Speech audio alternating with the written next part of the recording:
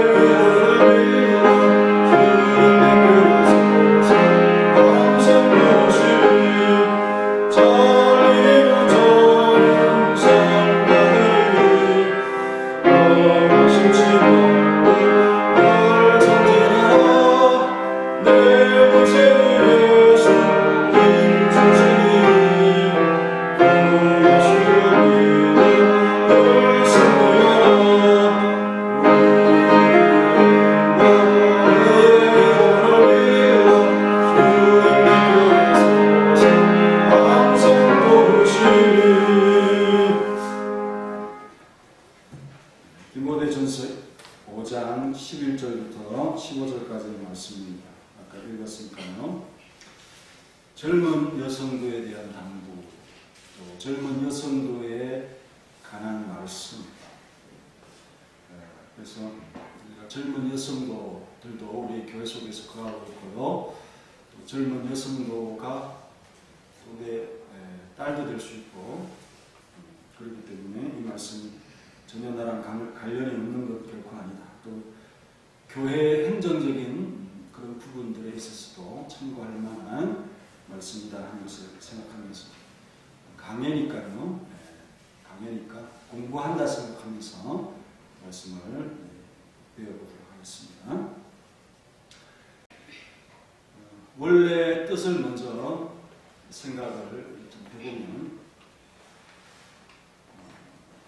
11절에 젊은 가부는 홀리지 말지니, 그런 이제 60세 이상 된 홀로 된 나이 드신 분들을 명부에 올려서 그들을 돕는다 하는 것이고, 그렇게 명부에 올라가면 60세 이상 되신 분들은 다시 재혼을 한다든지 이런 것보다는 일평생 주님께서 나를 부르실 때까지 교회에서 하는 일들 하고, 또 대부분 이제 빈곤한 삶을 가지니까 그들을 교회에서 돌아가주는 그런 제도를 지금 설명을 하고 있습니다. 그러니까 지금 현재에 있어서는 그런 제도가 딱히 그렇게 할 이유가 없지요. 여기 보면 가족들, 친지들, 또 사회보장 이런 것들이 잘 되어 있기 때문에 교회에서 일부러 이렇게 할 제도는 아니지만 돕는다고 하는 의미에서는 분명히 참고해야 될 부분들이 있다는 것이죠. 그러면 그 60세 아래의 젊은 자들도 혹 그럴 수 있지 않습니까? 그런 자들은 시기상조다, 이르다 하는 것을 말씀을 하고 있습니다. 그래서 올리지 말아라 이렇게 말하고 있습니다. 왜 그러냐? 이는 정욕으로 그리스도를 배반할 때에 시집가고자 합니다. 이 말씀을 들으면 시집가는 것이 잘못됐다 이렇게 얘기하는 것처럼 들리지 않습니까? 전혀 그것은 아니고요. 또 12절에 보면 처음 믿음을 저버렸으므로 정죄를 받는다. 시집을 간다고 하는 이것이 처음 믿음을 버린 것도 아닙니다. 분명히 운매에 보면 그게 아닌 것이죠. 이거는 아직은 사회 통념상 젊은 사람들은 아직 그 명부에 올려서 그렇게 할 사람들이 아니고 또 시집을 갈 수 있는 사람들이기 때문에 그들의 결혼이라고 하는 이것을 제약하면서 그렇게 무리하게 할 필요가 없다. 또 서원을 하고 서약을 하고 명부에 올렸는데 약속을 못 지키면 또 교회가 돕다가 그죠? 그 행정적인 재원 낭비도 되고요. 효율이 떨어지게 되어집니다. 더 많은 도움을 줄 수 있는 자 집중해서 도와야 되는데 산만하게 일이 진행이 되어지기 때문에 이런 것을 예방 차원에서 하려면 제대로 해야 되고 집중해서 제한된 재원을 가지고 잘 사용해야 된다 하는 그런 취지에서 하는 말씀이라는 것입니다. 절대로 바울이 오해를 할 만한 말을 하는 것이 아니라는 것을 잘 기억해 주시면 되겠습니다. 그리고 무리하게 독신을 강조하는 제도가 생기면 부작용이 생깁니다. 하나님께서 결혼하지 말라고 한 그런 것도 아니고 남편이 죽은 이후에 재혼할 수 있지 않습니까? 그것은 허용된 일이다 하는 것이죠. 그러니까 서약을 하고 지키지 못하는 것이 죄가 된다. 그런 이야기를 하고 있는 것이죠. 그러니까 서약까지는 하지 않도록 명부에 등록한다는 자체가 서약을 하고 올리는 그런 이름이 되는 것입니다. 그래서 독신의 헌신은 그것은 자원이 되어야 됩니다. 누가 억지로 제대로 이렇게 하는 것이 좋다, 그러니 해야 된다, 이런 의학적인 제도로 해서는 안 되고 이거는 하나님의 원래의 뜻과 취지에 맞지 않는 것이다 하는 것을 지금 말씀드리고 있습니다. 그래서 사람이 어떤 이 선의로 뭔가 포장을 해서 만드는 것은 부작용이 생길 수가 있습니다. 원래대로 하는 것이 제일 좋은 겁니다. 그것을 항상 생각하면서 원래대로 하는 것이 좋다. 결혼하는 것이 좋은 거예요. 그렇지 않은 특별한 특수한 사정이 있는 사람들에게는 또 다른 방향을 열어줄 수 있는 것. 이것이 필요한 것이죠. 헌신이라는 선의가 하나님의 펼쳐가시는 일을 방해할 정도로 구성되어지는 프로그램이나 제도가 되어서는 안 된다는 것을 말씀해주는 그런 대목이라고 볼 수 있습니다. 아까 교회의 행정적인 부분에 우리가 참고할 부분이 있다는 것을 말씀을 드렸습니다. 예를 들면 수도원 제도가 있죠. 이 젊은 여성들이 또 사람의 숫자를 좀 가입하는 숫자를 늘리고 싶은데 제한된단 말이죠. 그래서 연령을 낮추는 겁니다. 그래서 40, 또 그 다음에는 30, 그 다음에는 어떻게 했어요? 제한 연령 없이 아예 결혼하지 않은 여성들도 수도원에 넣어서 지내면서 헌신하도록 하는 그런 제도를 합니다. 그럴 때 하는 말이 결혼하지 않는 사람들이 더 절제할 수 있다.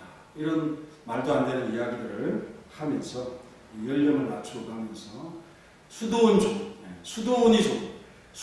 번성하도록 하는 그런 목적에서의 프로그램을 짜게 되어진다 하는 것을 보게 됩니다. 그래서 이거는 결코 옳은 방향이 아닙니다. 수도원이 있을 수 있죠. 정말 나는 결혼 안 하고 하나님 앞에 헌신하겠습니다 하는 그런 마음을 가지고 살아갈 수도 있습니다. 하지만 순리를 거스르고 하나님의 원래 정하신 것을 거스르는 그런 일들이 되어서는 안 된다 하는 취지의 말씀을 하고 있습니다. 바울은 이 결혼이라고 하는 이것을 자신은 하지 않으면서 물론 했을 수도 있지만 지금은 결혼 상태가 아닌 것을 말하는데 하지만 혼인을 하는 것이 좋다. 왜? 정욕이 불같이 일어날 수 있기 때문에 절제할 수 없는 사람은 혼인을 해라 라고 말씀을 합니다. 젊은 자는 더 정욕에 대해서 다스리기가 어렵죠. 그래서 이런 현실 가운데 여러분 절제하려다가 죄를 범하는 그런 일로 가는 것보다는 혼인이 오히려 그런 일의 예방 차원에 좋다 하는 그런 말씀인 것이죠. 마찬가지입니다. 그래서 이거는 여기 제도는 다 독신이라고 하는 것과 관련이 있는 것이기 때문이죠. 독신 원칙을 세운다. 그게 좋다. 그러면 어떤 그룹이 생깁니까? 사회에 통념하고 다른 그룹이 공동체 안에 생깁니다. 우리는 이런 것까지 하면서 하나님 앞에 헌신했다. 아주 특별한 그룹이 되면서 다른 일반적인 사람들에게 위화감을 주는 그런 그룹으로 특권을 할 수 있는 거예요. 어떤 이 행정적인 부분에 있어서 효율적이지 않죠. 그죠? 부작용이 생기는 겁니다.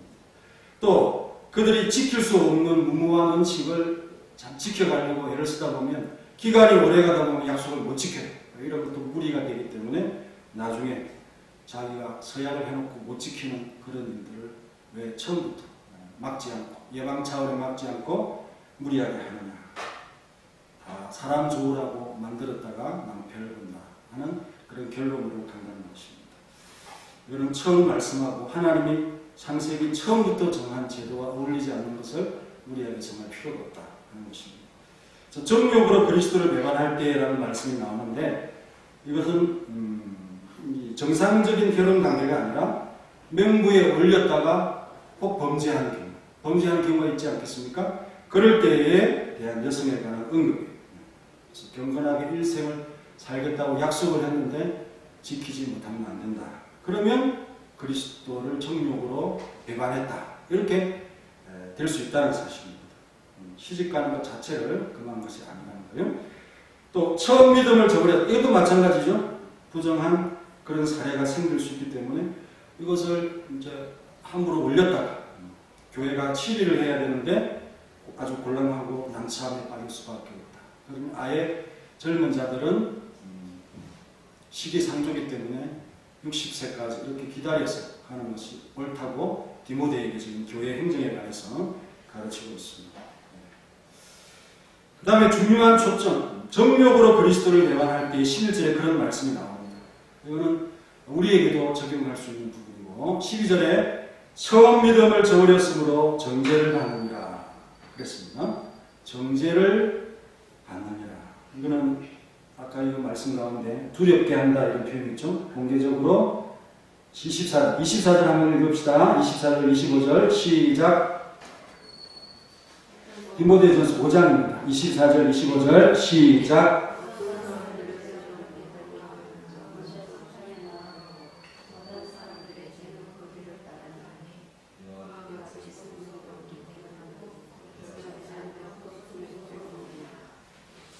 예, 25절까지 이와 같이 선행도 밝히 드러나 그렇지 아니한 것도 숨길 수 없느니라. 그때 관한 말씀으로 미리 두렵게 하는, 그래서 두려우면 죄를 짓지 않게 되지. 그 목적을 가지고 이 정죄라는 표현을 썼기 때문에 영원한 죽음, 얼마나 두렵습니다. 이런 걸 생각하면서 살아야 하는 것이죠. 그래서 그리스도와 연합된다 하는 그런 의미로 명부에 참 올려가면서 또 돕기도 하고 순결한 정결한 삶을 또 전적인 헌신 이런 선한 목적의 삶을 살아가는 이런 제도들이 하나님의 뜻을 거스림으로 더 참 역효과가 나는 역방향으로 나아가는 그런 일들이 있고 너무 완벽한 삶을 설정을 하면 사람들이 못 지킵니다. 사람들이 못 지킨다는 것을 생각하면서요. 그래서 나중에 그것 때문에 불명예가 될 수 있다. 그렇죠? 그리고 첫 번 신앙, 나는 그리스도께 헌신하겠습니다 라고 약속을 하고 다짐을 하고 서원을 한 이것을 지키지 못함으로 부끄럽잖아요. 이런 일들이 되지 않도록 예방 차원에 우리는 이 제도를 취하지 않는 것이 옳다. 젊은이에 대해서는요. 그래서 정죄를 받게 되는 이유는 뭐냐? 처음 약속한 생활 방식을 지키지 못했다는 그런 이유에서 그리스도를 배반했다 하는 그런 일이 된다는 것입니다. 여러분 한번 자기가 죄를 지으면 이제 조심하고 다시는 그 어떤 이 발걸음을 옮기지 않는 그런 모습이 되는 것이 아니라 한번 죄를 지으면 제어 장치가 없이 그냥 계속 갑니다. 이게 문제인 거죠. 그래서 이런 것을 참 방지하기 위해서라도 결혼이라고 하는 이것이 이 제도가 우리의 삶을 순결하게 할 수 있다는 그런 말씀을 지금 하고 있는 겁니다. 처음 믿음 첫 약속. 우리 서원은 반드시 갚아야 된다는 거죠. 우리의 입으로 하나님 앞에 공중 앞에서 뭘 하겠습니다. 이렇게 약속한 거는 하나님께서 그건 아주 특별하게 받는 겁니다. 그래서 반드시 지키고 그렇게 약속하는 것을 주의하고 조심해야 되는데 함부로 남발했다가 지키지 못하는 그런 우매한 자가 되지 마라. 이렇게 말을 그냥 자기가 좋아서 했는데 하나님이 그 입술로 바란 일 때문에 심판을 하게 되는 경우가 생긴다면 얼마나 무리한 일이냐. 그러니 서운할 때는 주의해라. 꼭 지킬 수 있는 것만을 얘기하고 서운했다면 내 마음속에 그냥 이거 생각하고 저거 하고 싶다. 이 정도가 아니고 공중 앞에서 내가 이거 하겠습니다 라고 얘기하는 것은 반드시 지킴으로 하나님을 조롱하는 그런 일들이 되지 않도록 해야 된다고 이런 말씀들이 많이 나옵니다. 한 가지만 찾지요. 전도서 5장 4절로 6절을 읽겠습니다. 민수기 30장에도 나오고요. 신명기 23장에도 나오는데 약속을 잘 지켜야 된다라고 말씀하고 있습니다. 자, 전도서 5장 읽겠습니다. 5장 4절로 6절까지 4절부터 6절까지 읽겠습니다. 시작.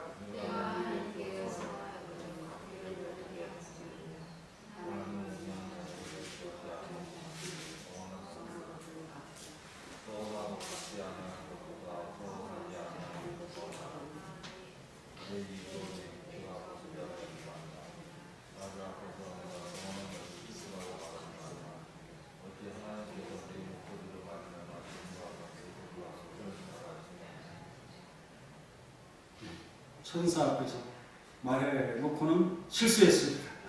이렇게 하는 건 아니죠. 어떤 이 공개적인 서원, 약속 이런 것을 중요하게라는 말씀을 하고 있습니다. 그래서 두 번째, 지금 크게 두 번째 젊은 여성들이 명부에 올렸을 때의 부작용을 13절에서 했는데 바울이 실제 관찰하고 또 여러 교회에서 이런 사례가 있다는 것을 들었습니다. 그래서 이런 말씀을 하고 있습니다. 13절 보면 본문의 13절이죠. 게으름을 일으킨다. 게으름을 일으킨다. 그러니까 어떤 생활 보장을 해주는 그런 일이기 때문에 달리 바쁜 일이 없는 거죠. 그러면 집집마다 돌아다닌다. 문제를 일으키는 거. 집집마다 돌아다닌다. 자식들을 돌보고 이러면은 또 직장 생활을 한다든지 거기에 신경을 쓰느라고 다른 일을 할 수 없는데 다른 일이 없으니까 가사의 부담이 없어지고 하니까 집집마다 돌아다니면서 문제를 일으킨다. 그런 표현이죠. 그래서 게으를 뿐 아니라 쓸데없는 말을 한다는 거죠. 말이 많아지는 거죠. 시간이 많으니까. 그래서 일을 만드는 것은 교회에 도움이 안 되는 일을 만드는 거예요. 긍정적인 도움을 일으킨다면 얼마든지 할 수 있는 거예요. 마땅히 아니할 말을 하면서 교회에 분란을 일으키고 시험거리를 일으키는 그런 일들이 있기 때문에 젊은이들은 명부에 올리지 않는 것이 좋다. 그런 말씀입니다. 그래서 뭐 이거 모두에게 해당되는 말이 아니라 젊은이는 그런 경향성이 있다. 또 그런 부분들이 있다 하는 것을 나이가 들면 들수록 이제 성숙해지지 않습니까? 지혜도 커지고 할 말 안 할 말을 이렇게 구분합니다.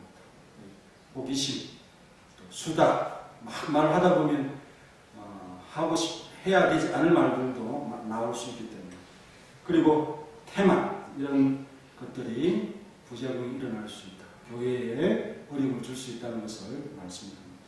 그래서 고대의 좋은 어머니상으로 어떤 이 동물이 좋으냐 거북이 느리게 천천히 생각하면서 그렇게 살아가는 그런 어머니의 상징으로서 거북이를 들고 있습니다. 여러분들도 거북이 같은 삶을 지향하면서 너무 토끼같이 가면 실수할 수 있습니다. 그리고 14절 읽겠습니다. 시작.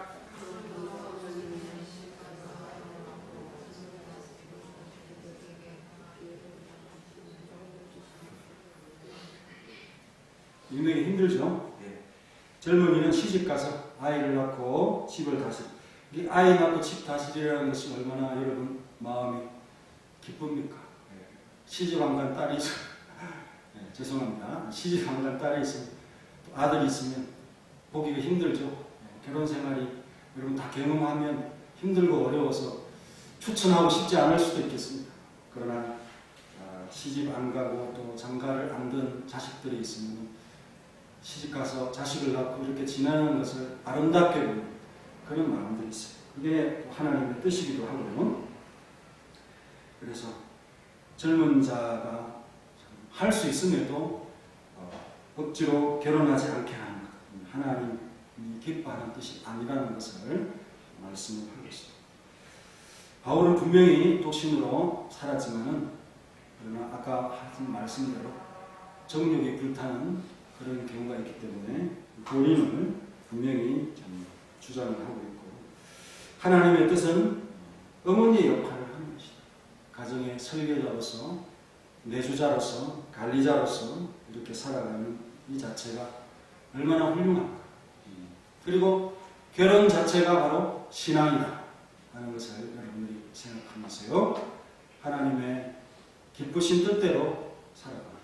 하지만 하나님께서 각양 삶에 정하신 것이 있습니다. 그럼 그 정한 대로 우리가 따라가고 그 은혜대로 하는 것입니다. 시집가서 아이를 낳고 집을 다스리는 이것이 얼마나 훌륭한 기능이고 역할입니다. 결혼하지 않으면 내 당대로 끝납니다. 하지만 자식들이 나면 또 자손이 예수님을 믿고요, 이렇게 되는 거예요. 하나님께서 기뻐하시고 배가 되고 또 배가 되고 또 성장하고, 이것이 얼마나 미래의 하나님의 참 일들을 따라가는 그런 모습인가.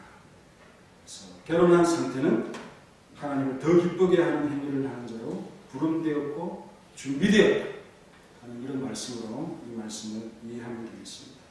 그리고 그 참 어머니의 역할이 무거운 것이고 하나님께서 기뻐하시는 것이다. 그래서 여러분 평생에 어머니의 역할을 하면서 훌륭히 살아왔던 여러분들, 또 아버지의 역할을 했던 분들, 여러분 정말 하나님의 뜻대로 굉장히 소중한 일들을 해왔다 잊지 않고 살아가길 바랍니다. 그리고 가정이라고 하는 이것이 세상에 비방거리를 만들지 아니한 이 보호처가 되지 않습니까?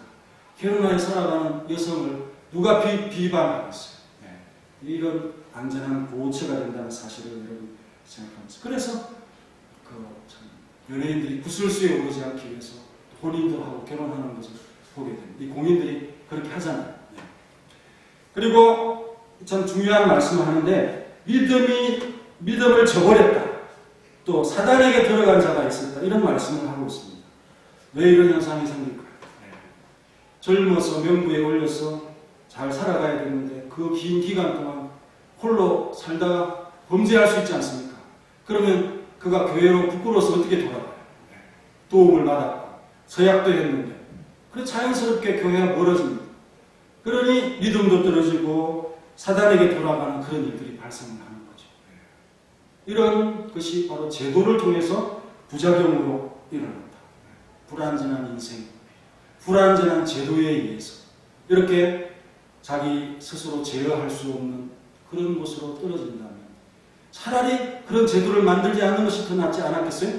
바울이 바로 그런 말씀을 하고 있다는 것을 여러분들이 생각하면서 차라리 결혼해라. 그래서 가정을 꾸리면서 살아가는 것이 오히려 하나님의 뜻대로 살아가는 것이다 하는 것입니다. 여러분, 우리 기독신학, 개신교회는 그런 것이 없어요. 그러나 로마 가톨릭이나 이런 데는 독신주의를 너무 강조하지 않습니다. 그래서 이 말씀을 보면서, 바울의 이 말씀을 보면서 고쳐야 되는데, 성경을 따라가는 게 아니라 성경을 자기 교리에 맞춰서 해석을 하는 겁니다.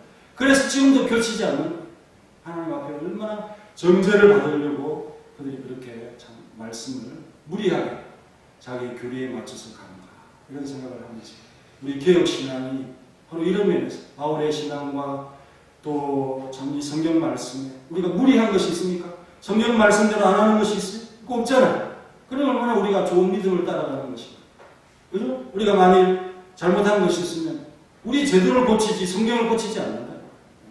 외경이나 또 다른 무리한 어떤 이 말씀을 끌어와서 또 어떤 이 유전이나 이런 걸 끌어와가지고 무하지 아니하는 사람의 교황의 명령이 마치 절대적인 것처럼 하면서 잘못된 가르침을 끊지 않는다 하는 사실을 여러분 생각하면서 우리의 이 참 믿음의 신조가 얼마나 대단한 것인가, 그걸 느껴보는 시간들이 되시기를 간절히 받기를 바랍니다. 그래서 이 말씀의 결론은 뭐냐? 함부로 지킬 수 없는 것을 오랜 기간 동안 지키도록 강요하지 말아라. 못 지킨다.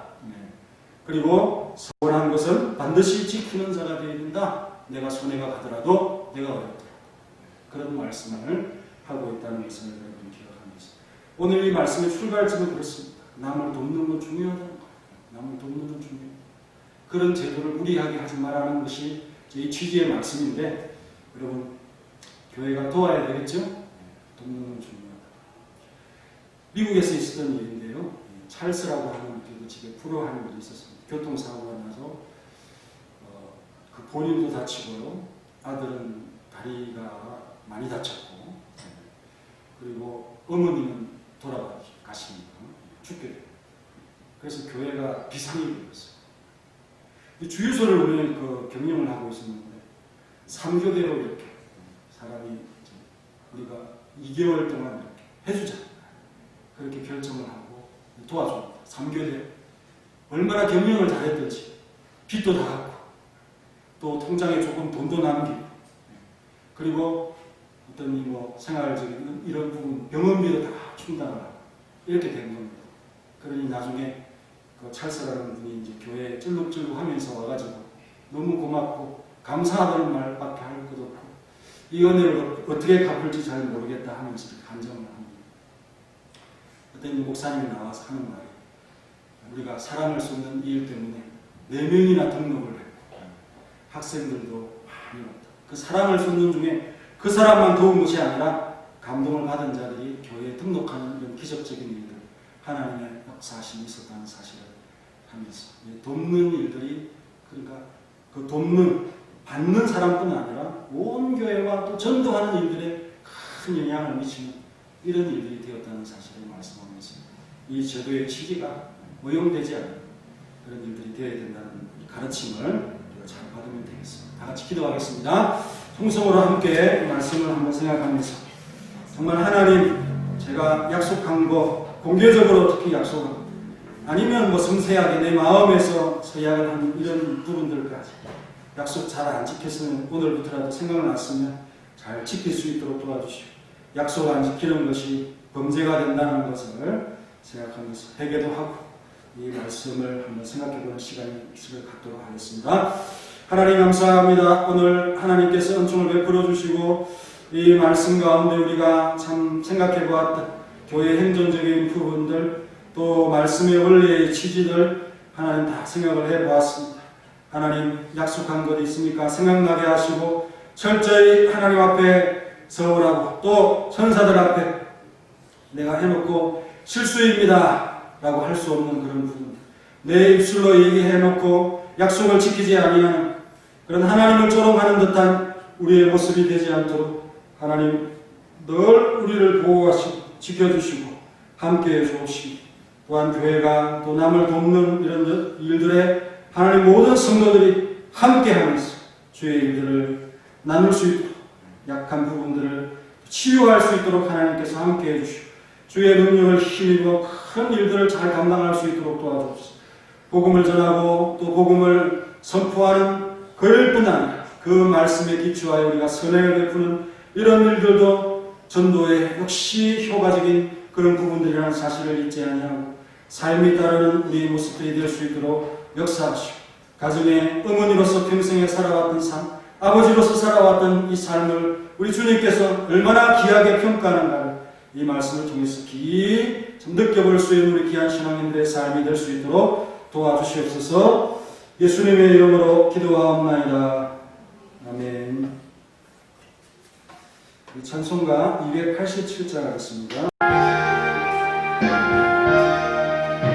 예수 배우며 세상 가며 주의 품에 안기며 별이시니라 우리 주만 믿으면 모두 얻으며 영생 동안하리라 확실히 받으며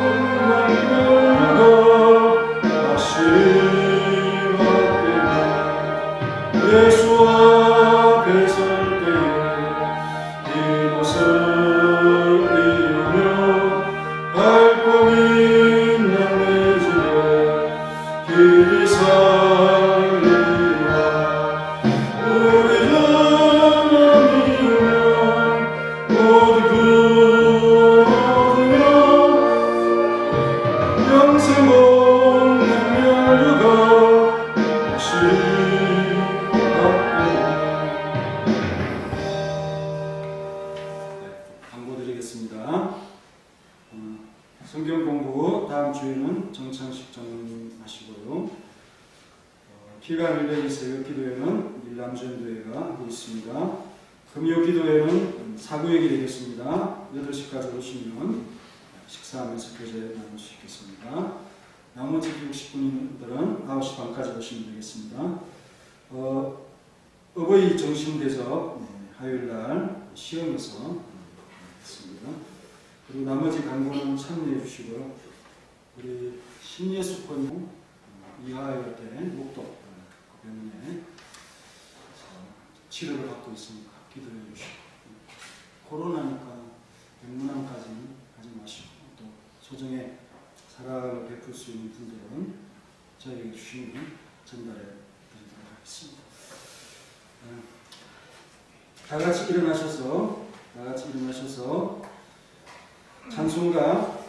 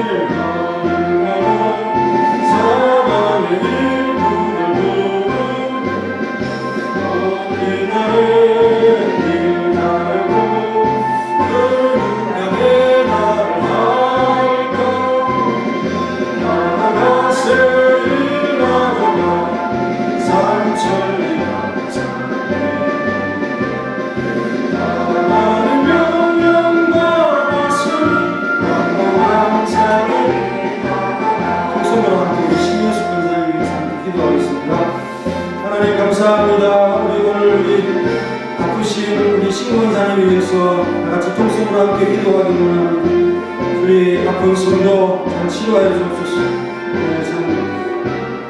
밤에 참 많은 고통 가운데 힘들게 아파하는 원인을 알 수 없는 그런 질병으로 고통을 당하다가 이제 은혜를 찾아내었습니다. 하나님께서 은혜를 베푸신 줄 믿습니다. 그 아픈 참 곳을 이제는 말끔히 치료하여 주옵시고, 여러 가지 소화에 어려움을 겪고 또 음식이 들어갈 때마다 참 고통스러웠던 그런 병원들이 이제는 다 치료만 받아서 마음을 있게 도와주시옵소서. 하나님 잘 발견할 수 있도록 은혜를 베풀어주시고, 하지만 이제 치료가 중요하오니 도와주시고 수술을 잘 할 수 있도록 도와주시고, 우리 사랑하는 성도들의 선행과 사랑으로 우리 신경사님을 위해서 기도해 줄 수 있도록 도와주시고, 기도 시간마다 생각하면서 이제 치료를 다 할 때까지 계속 기도하여 주며, 또한 우리신 정찬식 장모님을 위해서도 하나님 항상 기도할 수 있도록 도와주시고, 가정을 위해서 기도해 줄 수 있도록 도와주시며, 우리 모든 친구들이 하나가 되어 함께 참 마음을 같이 하는 놀라운 은혜가 있도록 역사하시고 도와주시옵소서. 아픈 자들을 모두 참 이끌어주시고 도와주시고, 어떤 질병들이 우리 모두에게 있습니다. 하나님께서 함께 하시고 병이 깊어지지 않도록 늘 하나님 보호하시고 우리의 참 능력이 되어주시는 은혜를 베풀어 주시옵소서. 함께하여 주옵소서. 이제는 우리 구주 예수 그리스도의 은혜와 독생자 주신 놀라우신 하나님의 사랑과 성령님의 교통하심, 젊은 자에게 한 경계와 교훈의 말씀, 또 약속과 서원에 관한 교훈들을 생각하면서 주님 앞에